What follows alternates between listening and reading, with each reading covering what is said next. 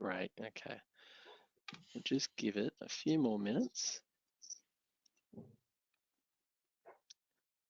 Thanks for tuning in today, guys. We're just going to wait another 1 or 2 more minutes and then we'll kick into today's webinar. Just want to make sure that you can hear us. So if you can drop a comment, whether it's in the questions section or raise a hand if you can hear us. Few people filing in today, but thanks Trevor. We'll just make sure you guys can hear us before we can kick into it. And then we'll just make sure no audio issues or anything like that. And then we'll start very shortly.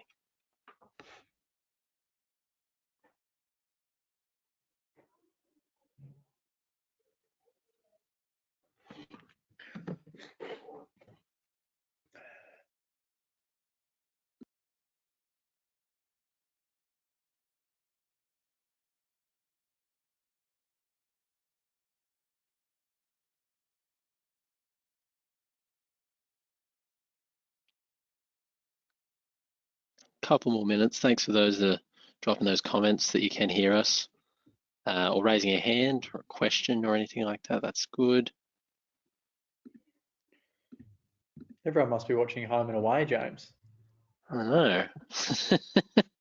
Or asleep. Those that are joining us from the US would be asleep, that's for sure. There are a few people actually joining us from the US. Some of my clients are on the line, staying up very late for today, but everyone's joining from the Middle East, UK and Europe and a bit of Southeast Asia, similar time zone there. We'll wait 1 more minute, guys, and then we'll kick into it. Just some stragglers.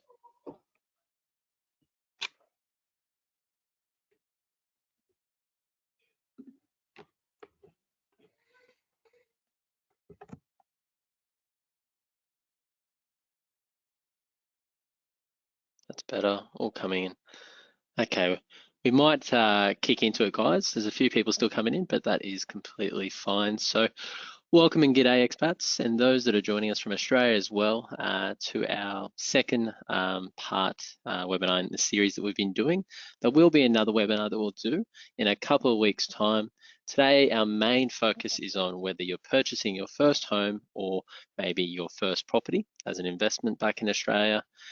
We appreciate everyone tuning in from GoToWebinar. Obviously, we always try and find a bit of a neutral time to cover the world, but it is always difficult. I think a lot of my clients that are in the US, they're sort of wearing the brunt of it with it being very late in the evening. A bit of housekeeping. If you do have any questions that pop up along the way, please feel free to drop them into the question box and we will get to them at the end. I'll forward them over to the correct panelist. Recording, always record these webinars. They do go up on our social channels, YouTube commonly, and we will make a copy of the slides available to you. Those that are on today and that are registered are always going to be the first ones to get a copy of those slides and the recording as well. We'll kick into it. Let me know if for some reason the slides are not changing on your end, just so I can address that issue really quickly. A disclaimer, what would a webinar be without some sort of legal mumbo jumbo and disclaimer? Anything you see and hear today should not be taken as personal advice. And that's essentially what this slide is saying. It's purely for, I suppose, general or information and yes, perhaps entertainment purposes as well. But if you do need advice, please do reach out to either a tax accountant, a buyer's agent, a lawyer, a mortgage broker, or a financial advisor. Who is the Atlas Wealth Group? Well, we are a leading provider in Australian expat financial advice, tax, mortgage and asset management services. We are regulated by ASIC, ATO and the DFSA. There's definitely a couple more, I suppose, acronyms probably in there as well. We have clients in over 45 countries and that number is growing. All of our specialists are degree qualified with numerous postgraduate certifications. When we break it down, we do have those 3 core main services, the mortgage side, which is led by Jeremy Harper, who's on today's call, the Atlas Wealth Management side, which is headed by myself and Brett Evans, as well as the Atlas Tax side, which is headed up by Ben Turner, our Director for Tax. Today's panelists and who's taking you through today's slides are the character on the left there, Jeremy Harper, Managing Director for Atlas Mortgages. Jeremy always brings some terrific insight because he used to be an expat He lived in New York for a period with his wife and then bounced back. So he has a really good understanding of everything going on, especially from a servicing aspect and obviously going through the qualifying process. Me in the middle, James Ridley, Managing Director, and mainly focused on the APAC area for Atlas Wealth Management. I'm formerly actually a tax accountant, and then I transitioned into the wealth management financial planning side. I probably got a little bit over being a tax accountant because there was a lack of, I guess, advice I could provide to a lot of my clients back then, and that's why I moved into the wealth management side. And our last host and panelist today is Jack Henderson. He's the founder and managing director for Henderson Advocacy. A little bit about Jack. He started investing in property very young when he was a teenager. He's built his own personal property portfolio to just over 25 million now. So he does have skin in the game. He's gone through a lot of the roller coaster rides that is buying property.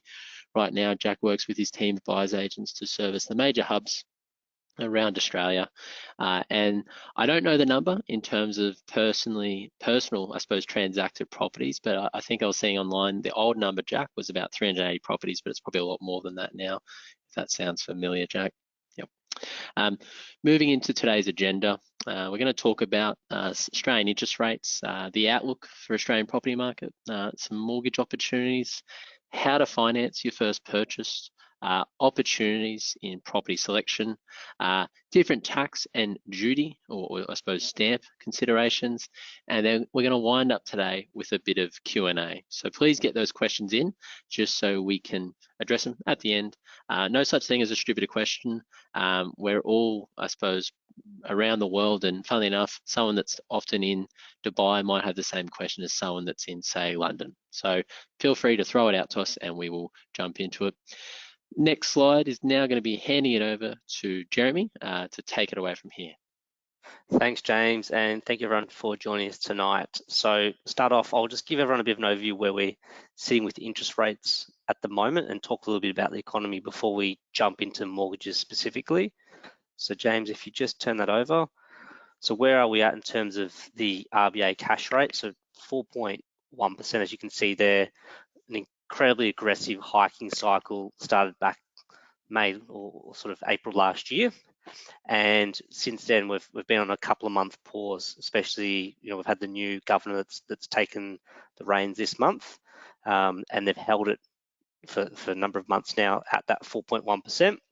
And really interestingly, the RBA released their board minutes this week, and they did talk about further tightening may be required if inflation proves to be persistent. So I think that sort of pricked the eyebrows of the market a little bit, saying that potentially there's some more hikes in the near term, but we'll have a look at what the markets are saying over the next sort of 12-month period. So how does that look in terms of previous rate hiking cycles? Well, number one, we start off from such a low base at 0.1, but if you look at on the right-hand side, that red little squiggle that's going north, that's to give us an idea around just how aggressive it's been in comparison to some of these other cycles. So not only are we starting from a very low base, but just how quickly we've accelerated the interest rates. So if we turn the page, if we want to have a look a bit more specifically around, well, what does that mean for the mortgage market in Australia? So on the left-hand side, we have two comparisons, one on where variable rates are at the moment and then where fixed rates have been. This is published by the RBA.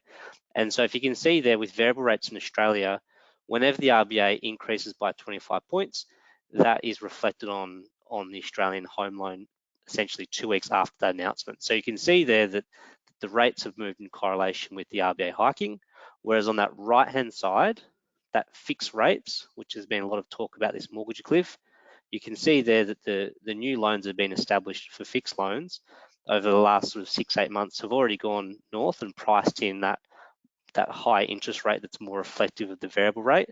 But you can see there the outstanding loans in that purple, quite a few Australians are still, they've still got a portfolio of their loans that are locked in at that sort of 2% rate, which you can see that it's starting to head north, which means that the new loans that are being originated are starting to be sort of originated at a higher rate. So that's starting to come up as people are rolling off.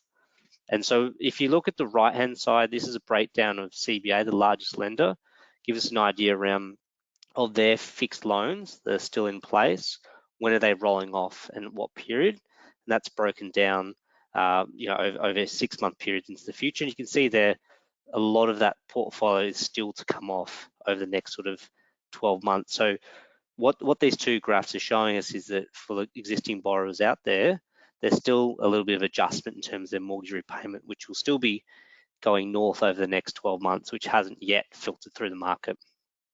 So if we go over the page,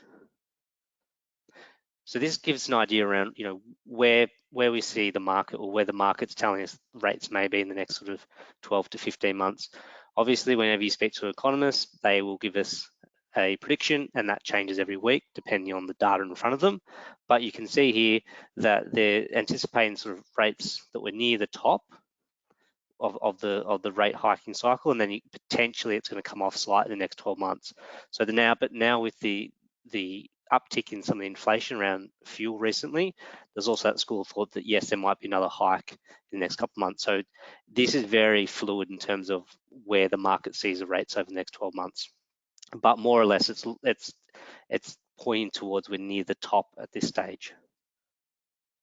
So if we turn over the page, so what is that doing to the Australian households? There's been a lot of media attention around high interest rates. So on the left-hand side, this is what's been published by the RBA just recently. And I think this is really important because it shows us a couple of lines here around household consumption and income. So if you look at the blue line up the top, that's the disposable income of households, essentially after they pay their mortgage or rent. So a lot of households are now running on aggregate, running a negative disposable income. So they're drawing down on their savings. And that's supported by that red line just below where it's talking about the overall savings ratio of households. We're now that's still trending down south. We're now heading into territory that was sort of last seen around just before the GFC. So that's just something that we know the RBA is very mindful of when they're reviewing what they're going to do with interest rates. And on the right-hand side, the RBA also released the financial stability overview just recently this month. And I thought this was really interesting. This talks about the percentage of households where their cost of living is exceeding their income. So this sort of ties in with the graph on the left-hand side.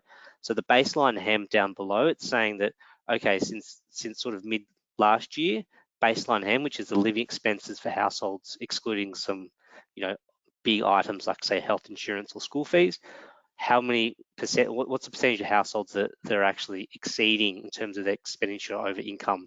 So that started to creep up to around 5%. But I think more interesting is that broader hem. And this is talking about how it's gone from sort of 3-4% all the way up to about 13%. And this is more households that have things like private health insurance, private school fees. So households that have a higher amount of outgoings traditionally. And so that's interesting to see what that's going to do in terms of, 12 months from now, if some of those households are going to continue to roll off some of those fixed rates. So over the page. So what's driving this? Well, at the moment, it's inflation. You can see from this trend that it does look like there's a trend there that inflation did peak back in December at about 7.8%. The reading for June was 6%, so it's a good thing to see that is coming down. We'll get the September readout at the end of this month. So we do know that the RBA, per the meetings from the board this month, are going to be watching that like a hawk. So it will be interesting to see what the readout is for the September quarter. There is some predictions that it may be higher than initially thought because of some of those pressures, particularly from fuel, where on the back of a depreciating Aussie dollar, that's now costing everyone more in terms of fuel at the pump. So this will be a very interesting readout at the end of the month. And one of the drivers, if we go over the page, is rent. And I know Jack will talk on this a little bit. And I guess from my point of view, one of the big drivers around rental growth is obviously the cost for investors. So the cost of their mortgage, the cost of their insurance, the cost of rates, that's all gone up above inflation. So that's getting passed on to the tenants, but also I think we can all agree this is also through poor fiscal policy around housing policy all around Australia, probably for some time now. And this is really causing a bottleneck in terms of very low vacancy rates, and this rental figure is what is feeding into inflation. So we can see there across all the capital cities, there's a really, really strong annual inflation growth around the rent, which is in the short term doesn't look to be slowing down at all, which will continue to feed into that CPI. So that's a little bit of an update around sort of generally where I see the market at the moment. I'll hand it over to Jack. Jeremy, you're very good. Very, very good. Thank you. Are you in control of the toggles there, James? Thank you, I've got the con, mate. Yep. Thank you, and thanks everyone for taking the time to come and listen to this update. So essentially, what I want to cover off is, the outlook for the Australian property market if we generalise the property market as a whole over the next sort of 12 to 24 months. I'm assuming with everyone being in different parts of the world, I'm assuming you've all seen different media outlets and conflicting stories about what's actually happening on the marketplace. So I thought I'd give some context on what's happening on the ground and where we are seeing opportunities, and then also some of the stuff you need to look for if you are purchasing back into Australia, living overseas. So James, please slide to the next. There we go. So one of the biggest things, which is probably counterintuitive to what you would think, is that, and probably what you're hearing online and through media outlets, is when interest rates go up, property prices come down, and that's been the story media's been pushing for the last sort of 12 to 18 months. What we can see here is over the last sort of 6 times, not including the current interest rate increase cycle, that interest rates have increased, property prices have actually increased as well.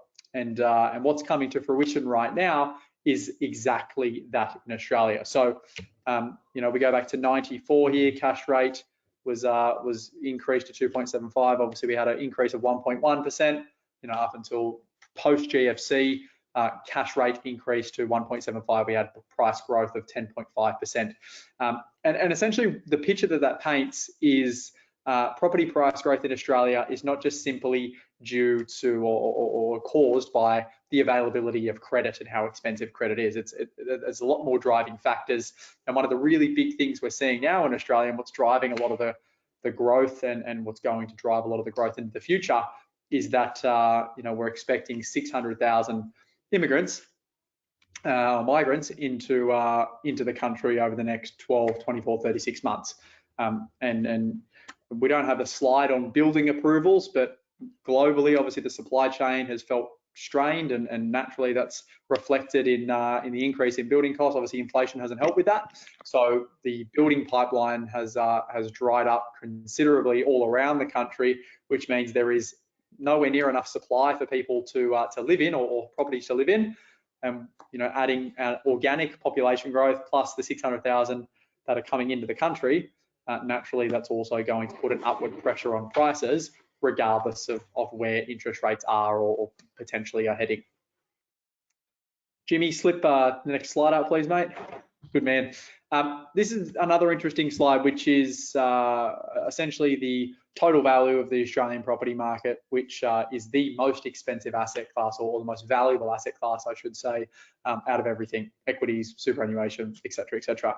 So in March of 2022, the property market in Australia peaked, was just north of $10 trillion. We saw a slight decrease from 10 trillion down to circa 9.6, 9.7 trillion dollars as the interest rates started to increase, and there was talk around that sort of late 22 and then early into 23. But what we have started to see over the last 6 months is property prices again starting to increase as opposed to decrease with interest rates, and it's actually pushing the total asset value in Australia north again of $10 trillion, and there's probably a good chance that it's going to exceed its last high, which was back in March of 22. On the next slide, I believe I have the most recent data from CoreLogic. Yeah, so this is the most recent data from CoreLogic, which is the biggest data hub in Australia, owned by REA Group. And essentially, what you can see is Australia over the last 12 months has done 4% growth, which is probably slightly less than inflation. Capital cities have done 5.1%, and then if we look into a little bit more micro data and we look at the individual locations, Perth has led the charge at 8.8%, Sydney following that at 7.3%, and then Adelaide and Brisbane tracking both at 5%, and then regional South Australia is sitting at 9.3% as well. So again, counterintuitive to what you think, interest rates going up, people struggling, but somehow property prices are continuing to increase, and this is mainly down to supply and how much demand there is for good quality assets, and how little supply there is, which is naturally putting an upward pressure on prices. So, if you were one of those people who were sitting on the sidelines waiting for the doom and the gloom and the crash, and you were buying into the Sydney property market where the median house price is circa $1 million, just by sitting on the sideline over the last 12 months, you've cost yourself $70,000 to $80,000 on the median. And obviously, as you start to hyper focus in on certain suburbs or certain regions, those numbers are actually a lot greater than obviously the median for Sydney or any other area. James, onto the next slide. So macro trends that we're seeing in the overall marketplace, like I've already touched on, imbalance between supply and demand, building approvals at the lowest they've been in a very, very long time, and migration at the highest it's been for a very, very long period of time. So those two things combined are going to be a very good thing for the property market outlook, and will probably outweigh the increase in the cost of credit, and obviously the hit to people's mortgage belts. Another thing that is putting constraint on supply in the marketplace is Australians are actually owning their homes longer than they ever have, which is often a thing that's overlooked when people are looking at property data. Is that about 10 years ago the average ownership time was just under 10 years. Now we're sitting at 13.8 years, I believe it is. So we're talking about a 40% increase in the median time someone's held a property. One of the biggest reasons for that is the entry and exit costs, obviously, to get into real estate are not cheap. So as the property prices continue to grow in Australia, because stamp duty is usually calculated on a percentage of the purchase price, that gets more expensive, selling gets more expensive, and then all the properties that most people would step into as they move through the journey, out of the apartment into the townhouse, out of the townhouse into the house, etc., are also becoming more expensive. So we're seeing Australians live in their homes longer and get the most out of those properties, which again putting constraint on supply, which is obviously helping with price growth. A big area that we have a lot of focus on in the moment for our clients, especially our investment clients, is the arbitrage between renovated and unrenovated properties. Again, due to the perception in the marketplace that builders are very busy, it's very hard to get trades, everything's super expensive, and it doesn't make sense to build things, has meant that people have less of an appetite for an unrenovated property as opposed to a renovated property, because the perception in the marketplace is, well, it's too expensive to renovate, so I'll just go and buy something that's already renovated. So we're picking up a lot of deals for our clients at the moment, and they're assisting them with the renovation process to add value to them, where you might buy something for, let's use round numbers, $1 million. Its renovated counterpart is worth 1.6 million. You can renovate that property for 250 grand and then pick up, $350,000, $400,000 of profit in a very, very short period of time, due to not many people wanting to get their hands dirty. So that is a big opportunity in the marketplace. How long that lasts, I don't know, but for right now, it's working wonders for our clients. A-grade stock, or the most premium stock in the marketplace, is probably the sector of the market in Australia that is performing the best at the moment. Depending on what city or state you're in, premium assets obviously have a different price point. But if we're talking Sydney, for example, 10 million plus, there's way more buyers and wealthy people than there are for property, so they're all selling for very, very strong prices. Brizzy's the same, Melbourne's the same. A lot of records have been broken this year. So what that tells me is usually wealthy people spending this sort of money have some sort of concept of economics and what's happening globally and what's happening in their own businesses. And if properties at that end of the marketplace are still selling very strong, for me, that means that they obviously have an optimistic outlook on the marketplace. Otherwise, they'd be keeping their cash tight. And naturally, if you're an investor, the rental prices are the strongest they've been in 5 years.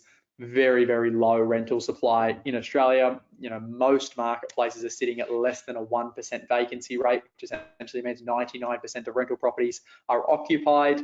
And there's been a lot of new laws brought in recently where, and this is due to the supply and demand imbalance, where you're not actually allowed to advertise a rental property and then bid it up like you would if a property was for sale. You have to advertise a property for what you want for it for rent, because there was 30, 40, 50, 100 people lining up for one property, and then they'd advertise it for $600 a week. And by the end of the campaign, it'd rent for $900 a week because someone was so desperate for a property. So if you're an investor right now, naturally, your holding costs are increased, but what's having a little bit of pressure relief on that is that your rental prices are also increasing, which is a positive for investors. On to the next one. There we go. You're back in the hot seat, Mr. Jeremy. Thanks, Jack. Thank you. Okay, so now we're just going to talk a little bit more around opportunities on the mortgage side for expats out there. So, James, if you change the slide. So I guess the top two are probably what we'll focus on right now. So looking to buy your first property, which we're all here listening to tonight. So, two options really. One is a pure investment property, one that you may never move into. Perhaps you want to start your investment portfolio whilst you're overseas as an expat and then continue that whenever you do return to Australia. Or the second option is, which is seeing as a big trend, is looking to buy that property now as an investment, with the idea that perhaps you've got a young family, move into that property in say 2 or 3 years time when you come back to Australia and sort of repatriate back home. And I'm seeing, just from a practical point of view, having a place to move back into Australia on return is sort of security, and it's a shelter for a young family, but also allows you to continue your investment journey quite quickly. So you can move in, any equity that we've built up over those years as being an expat, leverage that equity to potentially continue to invest in Australian property, or even invest in other asset classes when you're back in Australia by, redrawing that equity out and leverage it and going again. So if we turn the page, so specifically, what are some of the opportunities and challenges for an expat, just more around the mortgage side? So some of the opportunities, well, particularly if you're listening to this from the Middle East, the ability to leverage your tax-free income, so you get massive, increase in your borrowing capacity, which can work in your favor in terms of trying to build a property portfolio. Property can use a bit of a hedge against inflation at the moment. The ability to use an offset facility whilst you're overseas. So, and this kind of ties in with the depreciating Aussie dollar, but the ability to transfer funds from overseas, particularly say Middle East, US, or a country that's sort of pegged or correlated to the US dollar, you obviously get a very strong return on your overseas dollar when you bring it back home. A lot of clients are transferring funds back from overseas into Australia, putting those funds, locking in a really strong FX rate, putting those funds in the offset account, and you're effectively reducing the interest that's being charged on that mortgage. So it's a really, really effective tool that a lot of people are using right now. As we've talked on previously, yeah, it's a little bit of we're getting into a bit of a buying opportunity with the change in rates. So there should be some opportunity in terms of stock coming into the market this spring. The ability to create some passive income coming from Australia. So this is more around not necessarily from a cash flow point of view today as an expat, but 5-10 years from now, we take out some loans, maybe ideally P&I if you've got a higher overseas income, depreciate those or amortize those loans. So then when you do come back to Australia, the rent is washed in the face on those loans, or you're in a position where perhaps at that point there's such a small loan you can convert them to interest only. You've got some flexibility around managing the portfolio. So what are some of the challenges? Well, I guess the overall lending market, that's always changing. So as a broker, we've got banks coming in and out of this space, and that can be really quarterly. I just spoke to a bank this afternoon trying to get an exception to policy, and they actually said we've sort of reached our quota in terms of out of policy exceptions for expats for this quarter, and that was dictated by APRA. So APRA's got a bit of a tight squeeze on some of the banks. So that what that means is, we have to look at other options. We can't look at 1 or 2 banks. We have to look at a dozen different banks to see who's going to get us the best outcome for what we're trying to achieve. And that's okay working with a broker, because we do have those options. Deposit required, this has actually worked. I'd probably change this as a challenge and opportunity. This has opened up a bit for expats in the last 6 months, which is great. A lot of banks were wanting that 20 to 30% deposit to get in. we can move towards sort of 10 to 12% deposit. So some banks are now allowing to take on mortgage insurance if you don't have that full 20% deposit. So that could allow you to get into that property earlier, which could be a real bonus. Lending is generally restricted to employees overseas. So for a lot of people, that's not going to be a big deal. But for those running a business, there are options. It's just a few more hoops to jump through versus if you're running a business back in Australia. Government tax changes, this is always changing. You know, if you've got a property in Victoria, they're introducing a new property tax every week. I can say that I'm from Victoria originally, so please don't jump down my throat. But you know, that's just something as property owners you've got to be mindful of, because federal and state governments look at it as a bit of a cash cow. And then restrictions around non-citizen spouses. So that's if you've got a partner that has no connection to Australia yet. Just have to be mindful around how we structure the property ownership and making sure we're not caught up in any additional stamp duty surcharge or anything like that. So over the page. So how to finance your first purchase. So just some things to think about over the page. So if we are first home buyers, understanding, you know, if this is going to be your first property, what are the first home buyer programs you can access? Generally speaking, to get things like a stamp duty discount, you have to occupy the property within 12 months. So if we're trying to sell on a property whilst you're overseas, you're not going to typically be able to qualify for that, say, stamp duty concession at settlement. But again, depending on the state, you can then make a claim if you do move back into that property within 12 months and get a refund on that stamp duty. So there are still some programs you have to be mindful. It may or may not apply to you. And then just thinking about, you know, your future goals. So again, purchasing an investment property with the idea to occupy in the future. Of course, let's say that's what we do. We settle down as an investment property. 3 years from now, you then physically move into the property. We can go back to that bank and get that loan reallocated from an investment pricing to own occupy. Quite straightforward. It's not a full refinance. It's just giving the bank evidence that we're actually physically in the property now. So that is something you can, there's quite a bit of flexibility around that. Generally, there's a restriction with some banks around you can't do that in the first 6 months. So, but if it's a couple of years later, not a problem. Deposit requirements. So again, as I said earlier, there is some options around potentially getting in with a lower deposit and paying mortgage insurance whilst you're overseas. So that could be an option for our sort of our younger borrowers or first home buyers on this webinar. Off the plan, I know this is something that appeals to a lot of people, buying something off the plan, because it gives us an idea of a future goal to work towards. You know, put down a 5% deposit. We've got an apartment coming up for titling in 2 years' time, and you think, great, we'll have our deposit in line, it'll be fine. There's just some financing issues to be mindful of. Well, number one is you go unconditional on the contract already, so that deposit's at risk. And then you have to make sure that, say, it does title up in 2 years' time, that you're actually in a great position to apply for a mortgage, because the bank will only approve the loan formally at that point.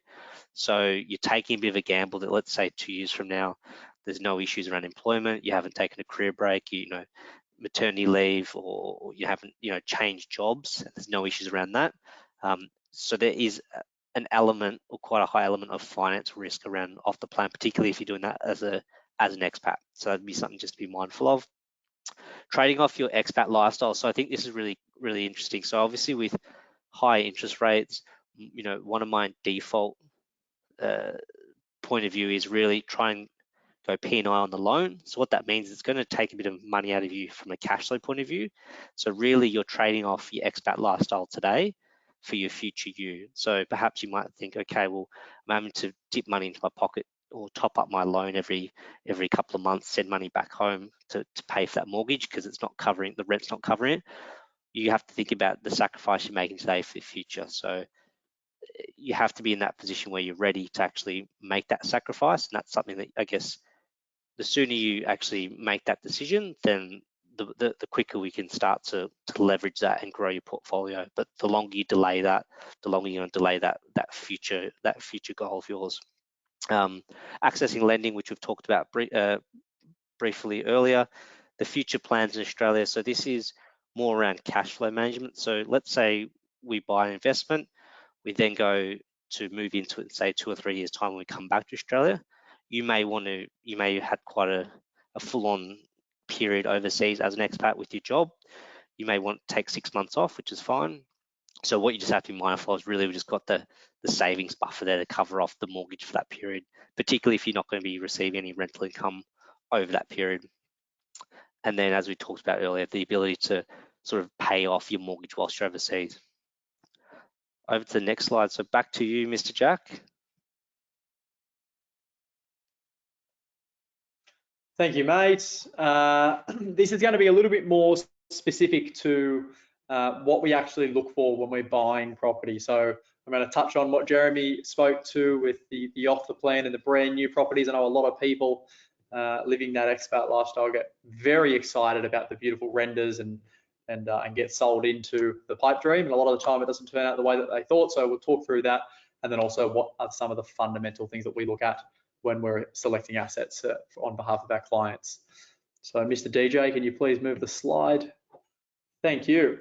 So the first thing is obviously established versus brand new. Now, obviously if you're buying into a location where you potentially previously lived before you moved overseas, and you understand that location a little bit more intimately than, I guess, a general Australia, then it may be okay to look at a brand new property as opposed to an established property. But for the most part, when people are buying into new locations or they're potentially buying an investment property, most of the time I would recommend avoiding brand new property, although it can look enticing. A lot of the time, brand new assets are not in the best locations. You're overpaying for the beautiful finishes and the marketing and the renders that you get to see. And the majority of the value of that asset is in the beautiful dwelling itself, as opposed to the land that it sits on. And as we know, with property, land is the thing that appreciates and the dwelling is the thing that depreciates. And again, that's one of the things people get sold on, right? You can save on tax, depreciation, all the rest of it. Obviously, if you're a foreign tax citizen, then it's a little bit different. But for the most part, I would say if you are going to go this alone and buy property on your own back, it's much safer to go and buy an established asset in an established location than it is to buy something which is brand new. Now, metro versus regional, we saw on the CoreLogic data there that the regional markets had performed okay. Some of the regional markets and the metro markets usually perform better over the long term and are usually a safer bet. So again, if I was buying something and I was overseas and I wanted to put my money into the Australian property market, make sure that it was going to be worth much more in 5 or 10 years' time than it is right now, I'd be looking into a metropolitan market as opposed to a regional market, just simply because you're going to have a higher chance of growth and getting it right than you are in a regional market, because there's a lot more room for error. I know if a lot of people read the different media outlets and listen to different property people, it's very easy to get sold into the hotspots and we're going to make $1 million overnight. But as we know, if it's easy to do, everyone will be doing it. So metro markets would be what I would recommend. Some of the big things to look at, again, this is not going to be rocket science here. I'm not going to be blowing your mind, but making sure you've got easy accessibility to the CBD in whatever city you're in.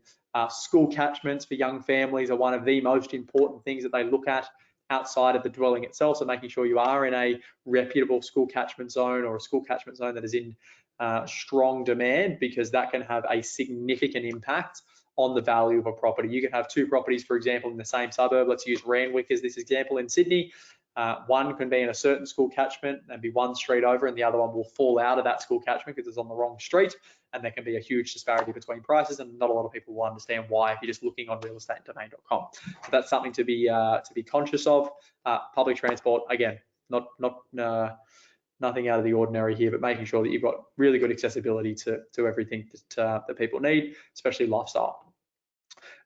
One of the, I guess, overlooked things again is the micro location. So people, get clear on where they're buying. They might buy Sydney, they might buy Melbourne, Brisbane, wherever it is, and they think that buying in these locations as a whole is going to be okay. But as we know, if you then look into that region inside of that location in the suburb, and then you get even more micro and look into the street, and then micro again on the sides of which street, that's where you make the most significant gains. because you can buy a property in Sydney and do very, very poorly, and you can spend the same amount of money on a different property also in Sydney and do exceptionally well. And it's those little 1%ers. So understanding what are the best pockets of the suburb that I'm investing in, what is it that the owner-occupier demographic inside of this location wants to live in, because they're going to be the future buyer for this property. And the more owner-occupier buyers that I can appeal to, the stronger the price growth and the stronger the demand's going to be. So what is it that they want? And then obviously, you know, the streets, the kind of properties, the floor plans, size of land, do they want to be close to certain parks, schools, etc., etc. And then we go even deeper and we understand, well, if this is what the owner-occupier demographic want as a baseline, what are then the scarcity elements that we can tick, or the boxes that we can tick from a scarcity point of view, which will make this property stand out from the crowd. Inside of our business, we call them flamingo assets, just like that little photo you can see over the back of my shoulder. And it's all about, you know, you think about a flamingo, it's a bird that stands out from all the rest, and they're the kind of properties that we want to buy. So, you know, you look at what are the average land sizes in that area. Can we get something which is a slightly larger block of land? You know, what are the most premium streets? Can we get a property on there? Can we get a north-facing backyard, a functional floor plan where all of your bedrooms are at the front of the house and you've got an open plan living at the rear? All of these little things, which can be easily overlooked, can literally mean millions of dollars worth of growth down the track if you get it right. And we see that time and time again when we see properties sell today that were bought 30 years ago. And then one of our really big things that we tell every single person we speak to is, when you're looking at investing, make sure you look at the track record of the location that you're investing into. A really big hotspot or an area, I should say, that people are investing in right now is the Perth property market. Again, we're generalizing here because Perth is a very big place, but Perth is a marketplace which is reliant on one thing, being mining. When mining is doing well, like it is right now, Perth is absolutely humming and there's money everywhere and the marketplace is doing well. As soon as that changes, the marketplace is affected, sentiment's affected, and it's a cyclical market. So if you look at the track record of Perth, you would see that, and it would probably deter you from investing in it. But people look at the here and now and they go, well, it's performed well last year, so let's try and get in and make some fast money, and you can go wrong. So I always look at, you know, 10, 20, 30, 40 years, as much data as I can get, to see, have we had consistent growth? Has there been consistent population growth? Is there an affluent demographic who want to live there? And that then gives me a lot more confidence to move into that property deal or move into that location to buy a property, again, with much more confidence. Next slide, great man. I think that's over to me now. Oh, mate, enjoy. Thanks, Jack. That was great, mate. Some great nuggets in there. Moving into what I want to talk about today, and it's mainly around the different tax and duty, or I suppose transfer duty, stamp duty considerations. Jeremy actually touched on one of them as well, so he sort of beat me to the line there. But I'll talk a little bit about it and give actually a bit of an example of what I pulled out just before today's webinar from the New South Wales calculator. So let's jump into it. A few things to touch on. So first and foremost, I still get questions today about the main residence exemption. Tracy, really appreciate your actual question. So hopefully I address it right now because that's front of mind. The main residence exemption, so a quick summary of it. Ordinarily, when we're residing and living in Australia and we buy a home, we move into it, we establish it as our main residence, we can then move out of that property and technically rent it out for up to 6 years without it accruing any capital gains tax. So that's that temporary absence rule there, which is highlighted, and it allows us to keep growing that asset, assuming we haven't purchased another main residence anywhere in Australia. However, unfortunately, this rule did get removed for Australian expats, non-residents that are residing overseas. They removed it on the 30th of June, 2020. And it's a real punitive measure. It's very draconian, very big look back rule there. But it's just one of the things which Australian expats can't access anymore. So when they actually brought that in, and it was announced back in 2017 within the budget, and then it took a couple of years to actually legislate something which would be comparable is the change that they're looking to make in the residency rules right now. You know, we've heard it a few times now and gone through consultation. Everyone submitted their sort of recommendations, and then we might have another update, and they might even legislate something as of next year, perhaps. So it's just one of those really draconian measures. With the main residence exemption, if we're in Australia, you can actually reset it. So a good example might be a case where we buy a home, we live in it for a period, 12 months maybe, we head overseas, we rent that asset out for 5 years, and then we come back and we move into that same property. That period of 5 years that we're overseas, assuming we haven't bought a new main residence in Australia and we move back into that asset, that period of growth is tax-free, which is great. If our situation changes again and maybe we need to move overseas again, well, that's okay. You know, you can reset the 6-year rule. You've moved into it again, and you can go back overseas for another 5 years. And essentially, any capital growth again will be tax-free, assuming you haven't bought another main residence in Australia. So a really important one there. A question I often get asked is, how long does it take, or how long do I need to live in that asset to establish it as a main residence? It's a really good question. Most tax accountants would say minimum 6 months, and I would agree with that. It's a conservative rule. That 6 months aligns with a lot of general criteria already out there. 12 months for a lot of first home buyers, if you're going to get the grant. If you sort of only move into an asset for less than 12 months, they'll take that grant back off you. But 6 months is a minimum. So that's a really important one. With the removal date for main residence, or I suppose, sorry, non-residents on the main residence, 30th of June now. So what that means is, if you were to sell your former main residence back in Australia right now, you would have to pay tax on the entire capital gain from the first day that you actually purchased it. So a very punitive measure. The period that we lived in it, we do get some discounting. So the period that we lived in it and that we were an ordinary Australian tax resident, we do get to discount that period technically by 50% on the capital gain, but it does require a bit of finesse from the accountant to work out the different periods of residency, factoring in when they removed the 50% CGT discount and a few other things, which I'll talk about very soon. The key item when we're selling a property, if we're upgrading that property into something a bit bigger and juicier, is at the time of selling the asset, are you a tax resident or a non-resident? If you're an Australian tax resident at the day of signing that contract, you don't have an issue. If you're a non-resident at the day of signing that contract, you are going to have an issue with tax. And it's a common question, or I thought it applied to when it settles. Not the case at all. So it's on the date of contract when you're signing it. And that's essentially the key component, key fact to walk away from there in terms of what is my residency when I'm signing the dotted line. Capital gains tax. Well, right now, I often get a question around, what are the tax rates on capital gains that we make? In Australia, we're pretty vanilla and straightforward. It's just capital gains are treated as ordinary income, and then we pay our sort of tiered tax rates on that. So unlike, I suppose, the US and a few other countries, we don't have sort of a set tax rate for a specific capital gain. It's just included our income, but we might be able to apply some discounting. Non-residents or foreign residents, they've got their own income tax rates, which are punitive, and I'll talk about them soon. Capital gains, treated as ordinary income.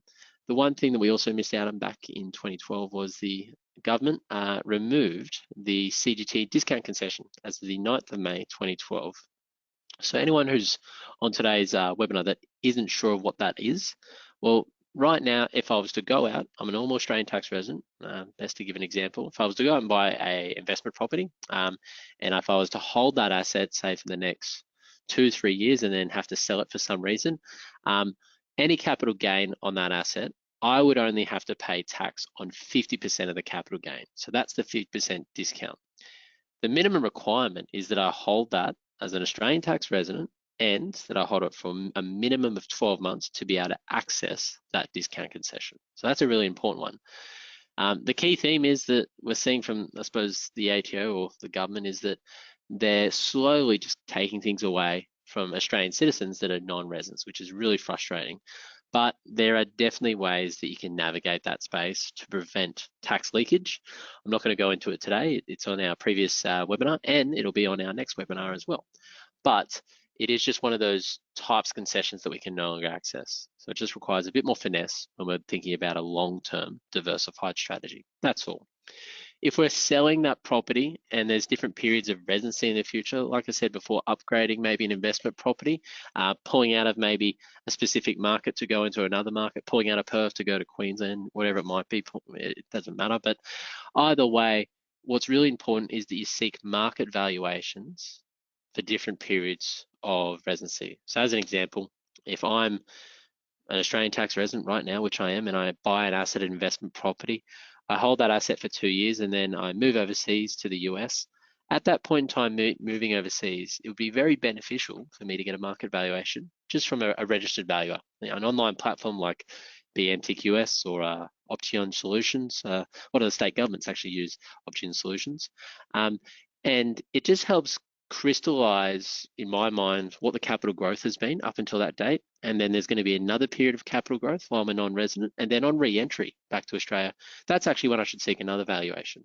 And the reason for that is at some point in time when I might decide to sell that asset, my accountants are going to need that to work out the capital growth and the different taxable components, what I can discount, what I can't discount. That's going to allow you to build a strategy to prevent tax leakage on that one. And obviously you'll go from there. So that's a really important one as well.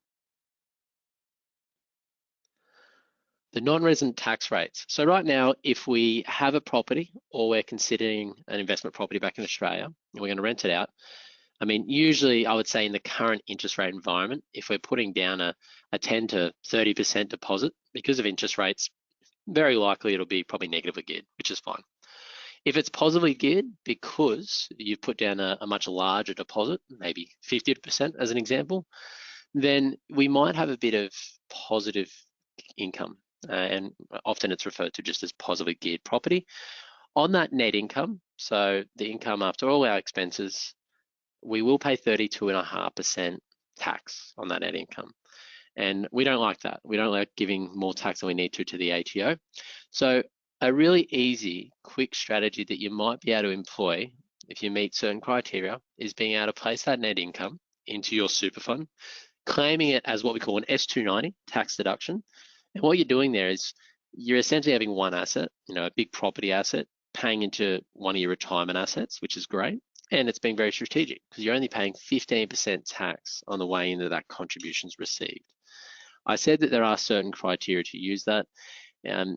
I mean, there's a lot of people on today's call, so I probably won't go into that specifically. Some things can be superannuation balances, what you're doing, whether you receive employer contributions back in Australia, certificate of coverage. There's a lot that can go into it. So don't do it automatically. Just make sure you are doing the right thing. You seek some advice around whether that's right for you. Next slide. Jeremy briefly touched on this one. Offset, good way to hedge against, I suppose, rising interest rates. And it's very true. When we look at an offset account, it is a separate non-interest bearing account linked to a mortgage. Great tool for expats. Every dollar placed into the offset, that's going to reduce the interest that you're paying on the principal amount of the mortgage. I think a common misconception around an offset account is if I put more into there, maybe my repayments won't be the same each month, they'll reduce. Not the case at all. Your repayments, if they're P&I, will stay the exact same. But because you've got more in the offset, it means you're tackling that principal debt a lot quicker. And that way, you're not going to be paying off that loan in 25 years or 30 years. You might be paying it off at 21 years if you keep using that offset account. But it's a really good tool in your arsenal, especially if you're going to come back to Australia and you do a few other things. A good example, if we're returning to Australia, funds can be pulled out of that account to use for a main residence purchase. The interest expense for tax deduction purposes will go back up, which is normal.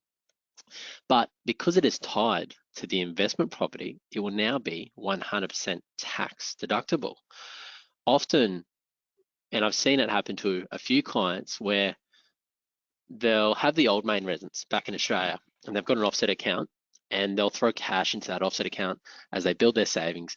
They come back to Australia, they settle, but now as part of their strategy that we're working with them on, we want to buy another investment property.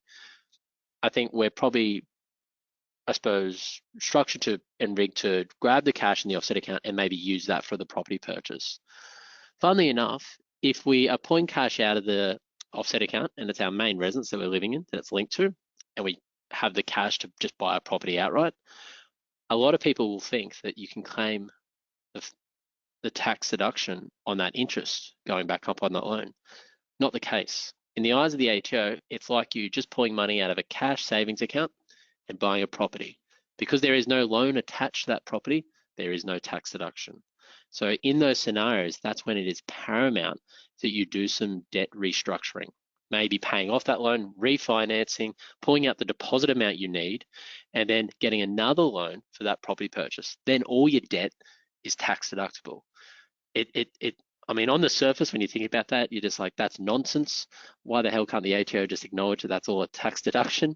But unfortunately, it goes back to the nexus and the purpose of the funds originally. And that's the connection that the ATO looks at. So a very important one there, because I often see it done wrong.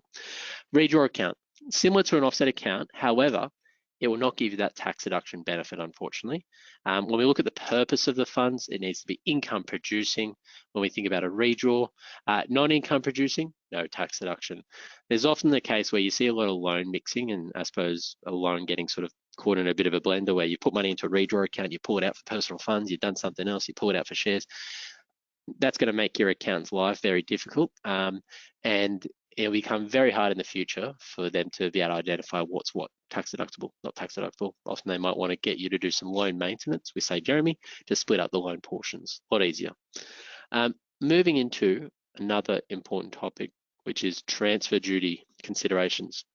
This is actually the one which Jeremy touched on briefly. Jeremy, you're making me redundant a bit today, but that's okay. Really important to understand the difference when buying with a non-citizen spouse. Very important. I've seen it happen time and time again, and I'll give you a live example on a client recently. But what you're seeing there is the surcharge which happens to a non-citizen spouse when they're buying with just a normal Australian citizen spouse. That's the surcharge. That's actually not the stamp duty rate. So if you're buying, say, in Queensland, your total stamp duty rate is actually going to be closer to maybe 10, 11%. So you're paying a huge amount in transfer duty, unfortunately, when we are using a non-citizen spouse. There are opportunities for you to reduce that and structure that purchase in the right manner, but it does involve still buying the asset, being patient in another area. And let's jump into that specific strategy. I've just looked at the time, so I really appreciate everyone staying on. I know we're just ticked over the hour. We're moving through it, and then we'll open up to Q&A, so hang in there. Transfer duty considerations, an example. Okay, so really quick example. Recently, I've had some clients that wanted to purchase a $2 million property in New South Wales. The goal of this purchase, main residence. And one of them is a non-sort of Australian citizen. They haven't even gone through the process of permanent residency or anything like that. When we're going through the process, one of the, I suppose, advice areas was, as you're coming back and they haven't moved into it yet, you are best purchasing the property just in the Australian citizen non-resident's name, first and foremost. At a later date, we can look at making some changes. So our advice was, don't buy together, just buy in one person's name that's connected to Australia. By doing so, we save them $80,000 straight away. And the reason for that is when a non-citizen spouse is on a property, they get hit with that surcharge. So if we just jump back to the other slide quickly, 8% is the surcharge that is applied from the stamp duty portion. The normal purchase duty or stamp duty is meant to be $93,000. But in this case, if they went ahead, they would have been paying $173,000. So a very huge delta there. And I guess we can demonstrate a significant amount in seeking advice when you are going through those purposes, in this case, $80,000. When they return, they are going to have an opportunity to fix this though. They haven't moved into the property, they're going to keep it vacant for the next 4 months. And right now we've put them in touch with the right professional to go through the immigration paperwork to move into permanent residency. What's great about a lot of states and territories is that they do have exemptions, especially when we want to add a spouse to a home. New South Wales definitely does. And in this situation, once they have got permanent residency or maybe citizenship, and that's their home, they can actually move the spouse onto the home and they don't even have to pay transfer duty on that. There's actually a concession and exemption to pay that transfer duty, which is amazing. Because it's their home, it's also not a capital gains tax event. That's a really good outcome. And again, it's saving them $80,000 today. So it's really important when you are bouncing back, just to do that kind of research. If you're not aware of it, then seek advice, because that's a really good example of how you can save an arm and a leg in transfer duty. Most states and territories do have those kind of concessions in place, where, especially if it's a home and a spouse. Property ownership. Well, there are a few different ways we can own property. Joint tenancy and tenants in common, probably the most common we always come across. Right now, if you own a home back in Australia with your partner, it's very likely it's just straightforward and you're joint tenants, 50-50 split. I guess an equal interest in the property. All joint tenants acquire their interest in the property at the same time. Right of survivorship. So if one of the joint tenants passes away for some reason, then the asset automatically goes to the surviving joint tenant. From an estate planning aspect, really easy to do, really easy to look after. Tenants in common, that's when it gets a bit wishy-washy. Each tenant in common owns a different portion. You can own the exact same portion, 50-50, but it's represented as a fraction. No right of survivorship. So unlike joint tenancy, if I pass away and I own 1/3 in a commercial asset and Jack and Jeremy own 1/3 each, and I want my beneficiaries to receive my 1/3, well then when I pass away, I can give my 3 kids 1/3 of my holding. So now they own 1/9 and Jack and Jeremy own 1/3. That's an issue that comes about, and you can't compel someone within, I suppose, a tenants in common to sell an asset. You've actually all got equal rights, which is remarkable given your percentage of ownership is very, very different. So it can create a bit of a, I don't want to say a nightmare because that's not the right term, but especially for assets that you invest in with colleagues or friends and family, and you've got blended families, it can create some estate planning issues or topics that come about. So just be mindful of that when you are buying a property in the future. What might be the best way to own that property going forward? That's actually all it is from me today. We're now going to move into a bit of Q&A, and there's a few questions that have rolled in. First and foremost, Tracy, you were sort of first up, so I just wanted to make sure you're happy with that answer I gave around that capital gains tax, which started on that property. Did that all make sense, Tracy? You can just drop a comment on the question, the answer, or anything like that. But to rehash, they did introduce legislation on the 30th of June 2020. It did mean that if you sold your main residence after that date, then it would be a case that you would be paying a significant amount in capital gains tax. The tax rates are at non-resident rates. They're not at your normal sort of Australian tax resident rates. So it can be very punitive the way it's treated. I've got a question here for Jeremy. Overseas currency recognition. Right now, how are banks treating different currencies? Are there different tiers of currencies they prefer? Jeremy, over to you on that one in terms of currencies.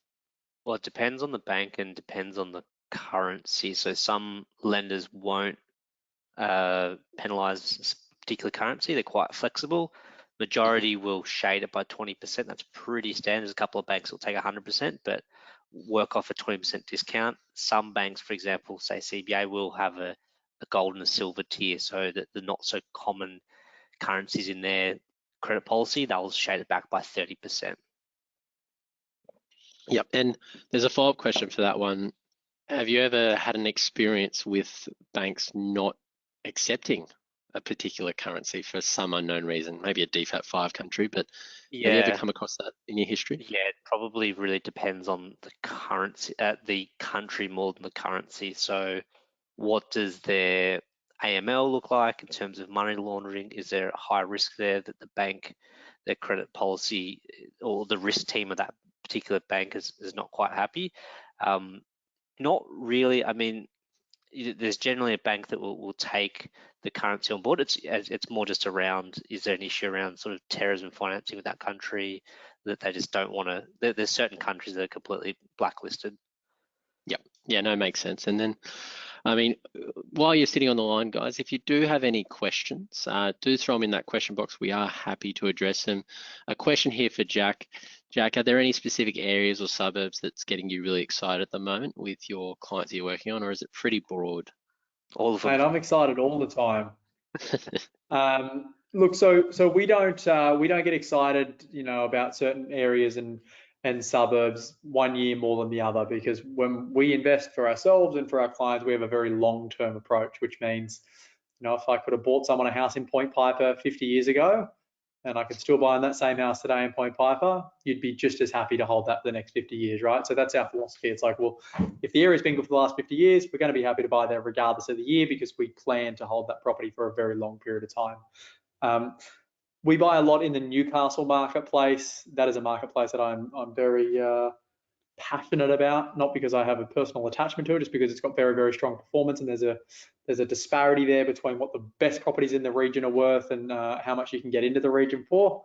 I know I bought for a few clients of yourself and Jeremy there, and they've done very, very well. So that's an area. I also think the inner ring of Brisbane, so being within that sort of 10K radius of the Brisbane CBD, best suburbs in Brizzy by the river, you're spending $3 to $6 million on a house. Next ring of suburbs out, you're spending 800 to 1.2 on a home. So that disparity won't be there for very long as the population continues to get more denser and urban sprawl happens. So Newcastle and Brizzy, if you put your money there and go and drink on a beach for 20 years and come back, you'd be a very wealthy person. So that's the mentality. Yep. And then Jeremy, one for you, mate. Pre-approvals, are they worth doing, or is it better off having initial conversation and then coming back when you found a property? No, definitely. It's funny, some brokers, like speaking to some brokers, that just don't do them, which I just find staggering, particularly for expats, because, as I said earlier, banks are coming in and out of credit policy. So I've had this just recently last month where a bank stopped lending to expats. They said no more, but we had some pre-approvals in the system and they honoured it. So let's say we were doing our numbers based off that bank, that term sheet, and then all of a sudden we found a property, we don't have a pre-approval, we go to put the application in, oh sorry, they're no longer lending, we're in a bit of a pickle. So yeah, definitely, I think pre-approval's worth the extra work. Yes, it can be painful, it's a lot of paperwork, but I think it's getting you in the right mindset, and it lasts for 3 months, and if it expires, oh well, we just redo it again, fresh bank statements, pay slips. It's just a bit more homework, but yeah, definitely I'm a big advocate for it. Yep. And then Jeremy, another one for you. Is there anything or any loans that are kryptonite when you're going through sort of pre-approval process or trying to get a loan? Is there anything where banks just aren't happy seeing that kind of debt or something like that? I mean, I think if you've got from a credit file, if you've got lots of inquiries, and lots is probably over 3 to 5, or probably over 5 inquiries in the last 3 months, and that could be, Yep. This is on your Australian credit file, it could be, say, a mixture of credit cards, personal loans, car loans, maybe you've applied for a couple of mortgages, that will certainly reduce your credit score. Everyone's doing credit reporting similar. We're now heading towards that US model. So you just got to be mindful of that around what your score is. In terms of your current debt, yeah, I'd be trying to tidy up your balance sheet a bit. So if you do have, some unsecured debt there, personal loans, things like that, because that does show that, like a car loan, yes, there's, well, not necessarily an asset, but there's something underlying why you've taken that loan. But if you've got multiple overdrafts drawn down on your everyday banking account, and you've got personal loans because you took them out for holidays, yes, the bank's going to look at that and start to ask the question, why have we got ourselves into that debt? Are we going to take on further debt if we also take on a mortgage? Yep. So it's probably it's more around that unsecured space, not necessarily around existing investment mortgages. Yeah, and I think I know you've spoken to some of my clients in the past about credit cards, because often expats will have credit cards, and in the US, I mean, you were in the US, Jeremy, they give them out left, right, and center like lollies. So credit cards, definitely, I've heard it you say to a lot of clients, that can be a big source or big problem, kryptonite. I know I've got some clients where their credit card limits are in the hundreds of thousands. And when you look at what that does to your servicing, it takes out a percentage, and that's what your sort of monthly repayment is on that limit, not actually what's on the card. So if you do like a 5-to-1 ratio, so if a client's got a $20,000 Aussie limit on a card, which isn't hard, that might be, say, 12 whatever US equivalent. That's a 5-to-1, so that's 100,000 you've lost in borrowing capacity. So definitely, if you're looking at doing a mortgage, cut down those cards you don't use, close them out. just have one, keep it simple, and you can always revisit that once you've taken out the mortgage, but definitely the application. Yep. And one for me here. So as an Australian expat, are there any specific tax implications or advantages when buying property in Australia? Well, I feel like I addressed that question through my slides, but good question. I mean, ultimately, when you think about property back in Australia, it's the only asset that you can sort of continue to build wealth whilst you're a non-resident tax efficiently. And what I mean by that is, well, you should still be doing your tax returns. I'm still amazed at how many people that have property back in Australia, but they've been overseas for 5 or 10 years and they haven't done a tax return to include the rental schedule and all those sort of things. It sometimes makes me quite nervous for those people I talk to, because I'm the one that tells them you got to go back and do 5 to 10 years tax returns and tell me there's a loan on that, so there's some deductions. But it is the only asset in Australia when you're a non-resident that you can still accrue wealth in, but tax efficiently. And what I mean by that is you still get all your relevant tax deductions. It's still the one asset that you can gear, putting down a 12 to 30% deposit, getting obviously a loan for the rest. And if your asset or that property is only going up in, 4 to 5% capital growth average, well, remember, you've got to really think about the real dollar return you're getting on that deposit, not that asset. If you're buying an asset worth $1 million and it's going up by 5%, cool, there's 50,000. But I only actually put down 200,000 for that property. So look at that $50,000 return on that 200,000 deposit. That's huge. And that's the benefit of gearing, that compounding effect. And that compounds over 5, 10, 15 years. If I was to share insights with our listeners, with a lot of my I suppose, successful clients that have significant wealth, property is a part of that equation. They own property or they own multiple properties and they've done it for years. So that's a really important one. You're getting tax deductions, you're gearing, that's helping you leverage and compound those returns over a long term. Jack spoke before about how, they're mainly focused on those long-term sort of properties. I would assume, Jack, with a lot of your clients, being obviously repeat clients, you're working with them and you'll probably work with them for the next 15, 20 years. That's the plan for sure. So with all of our investment clients, we build out a 20-year portfolio plan, which our role is to not only fulfill on that, but then keep them accountable to the goals that they set. And when you can see that, which you would work with everyday charts and projections, those numbers are usually not believable for most people, because they go, no, that's not true. It won't be worth that in 20 years' time. But history shows us that they are. I know, it's even on the Gold Coast here. When I think about 5 years ago or 6 years ago, what was selling for 500,000 or 600,000 and was on one of the canals is now selling for 2 million. So it does happen, and that's over a shorter period. But that's that market here locally. The other sort of component of that question, which sorry I didn't address, was tax implications. Well, yes, as a non-resident, you do miss out on some concessions, but I don't think that's a deterrent to invest or not invest in property. I think when you look at a well-diversified strategy for the next 5, 10, 15 years, property should be a part of it. Some shares should be a part of it. It's going to have your retirement asset being super if you've got good cash flow. There's a lot of things that plug into that kind of long-term strategy. I don't think the tax implications are enough to completely ward you off property, because ideally, as part of your strategy, there might be an exit event, there might be a bit of debt consolidation, and then it's looking at ways to prevent tax leakage, especially if we're getting close to retirement. What are the best ways that we can actually reduce that kind of tax on those capital gains, those sort of things? Bit of a long-winded answer, so I've sort of gone all over the place there. Sorry about that one. Jack, one for you around property management. Are you currently offering property management services off the back of helping your clients do those renovations? In certain locations we do, and then in other locations where we don't personally have management personnel, we refer them obviously to our preferred parties.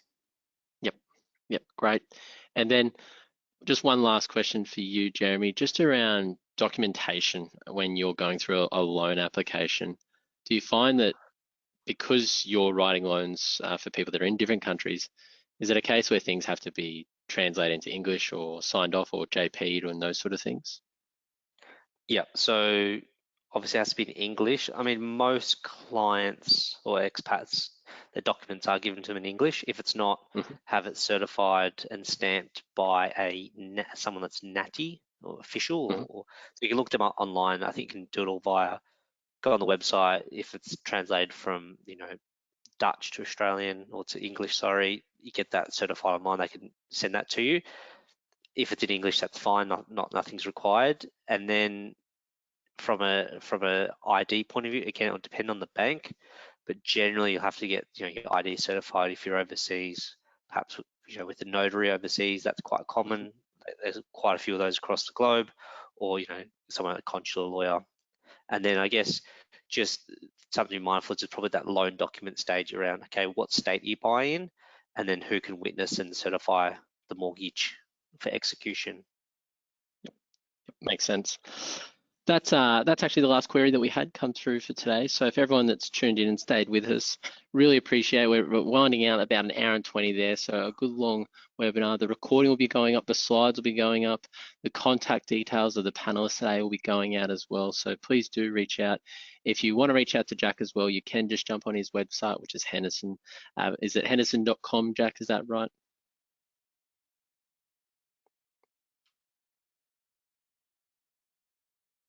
.au as well, mate, at the end there, .com.au. Yep. So all that will be going out. We'll send out a bit of wrap up on the recording. In the meantime, really appreciate hanging in there, and thanks for the feedback, guys. Thanks, Trevor. Thanks, Natalie. Thanks, Tracy.